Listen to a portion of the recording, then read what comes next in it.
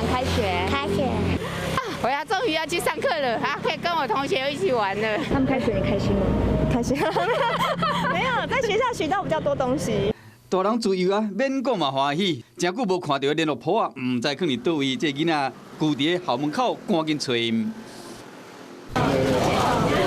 台北市立国民铁塔早就送一个小礼物予囡仔迎接开学。台北市的老师用疫苗注射率98%，迎战校园的防疫战，应该做疫苗拢有抢到啊，煞来敢是要抢鸡卵？因为捌有钱嘛买无卵，囡仔营养午餐敢有卵通食？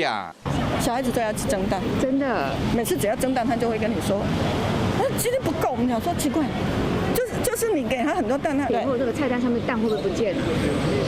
因为菜单其实今天就已经要吃了，不可能现在才那个。我们是上学期末就已经把这1个月的定好，但是我们应该是现在要先做的，其实是先去把关那个蛋的品质的问题。我们希望是台湾的嘛。依照契约，如果需要更换的话，只要跟学校商量也可以更换，所以原则上还是让学校保持它的弹性。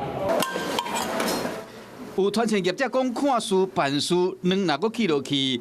柑仔蜜炒卵可能柑仔蜜会比卵搁较济。目前上北市的营养午餐同款会使照去学行，免惊无卵通食。